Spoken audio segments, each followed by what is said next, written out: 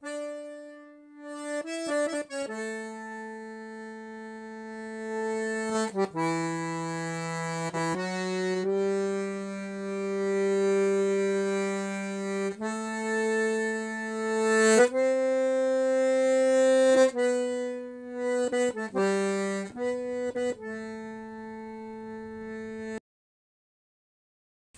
mar sin, Frances Uí Chinnéide is einem domsa, agus tógach sa ticsio me, agus nuair fadó was scoil tras na bmhóthir go dtí scoil hÓgáin.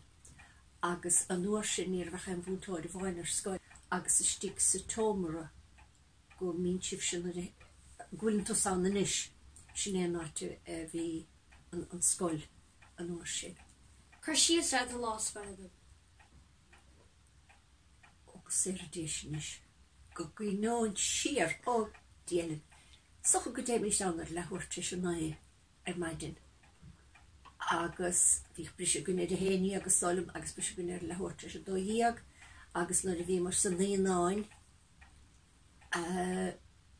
na naáin héimiis de bhaile ar a dóchlog scuid agus an son bhí cudas na leanaí a chónig annig ar don scoil agus réidir san na bhaile gór lóin. Aber am féad bhúntóir. An tín dom a hí benní línsig agus chóna sí sa tig was an son das wat na bhín tú techt le dín scoil sa tig sós tam bhón móthir chóna sí sa tig son. Agus níor bhain ach an bhúntóir bháin. Agus bhí go chéan rángacha dín an bheith go níon mhóra agus is stála man nóir sin go raibh dín chofada ar scoil leis an tochtú ráng. So bhí de rang de friúlacha. An raibh sé sin dachar a cheapanta? Ó stoch go raibh. So an rud is stoch I gintinn san ná go meach daoine beidir a bhí a rang go sé suas go méid san a múni as go letrach agus rodí mar sin dus na níonáin. Se, agus céfid lan bhí a rang? Bert, eile. Agus cén tábhar is fearlat ar hathair na smólat is stoch. Ó. Idir gailin is stoch. An chúis? Íl. So a beidir gur mó a bhainte bhí go sin go chéan ábhar eile agus go meach scialt agus rodí á léamh dún a dhéon sin dún. An míocht drámín an nula go bhríomh? Ní raibh. Ní raibh. Níor bheith drámín nechar againn. Cadíad na cóir a bhíocha dat? Eileen Céin na conín sa. Agus soch sin heile. Agus an raibh leis anam go ar scoile? Ní dóla mai. Ar múntóir? Ní raibh. Cén sais cluí bhíoch raibh?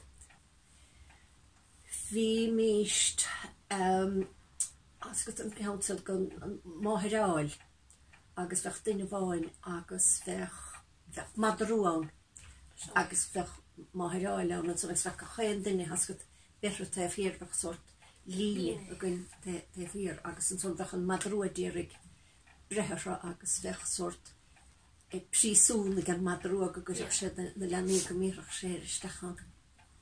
Agus aber faoi an lóna bheith bhut? Ó, bhís farfur ní cuinle. Níl éontuair me go. Bhí an nóir sin bhaimíist rán ar scoil agus bhí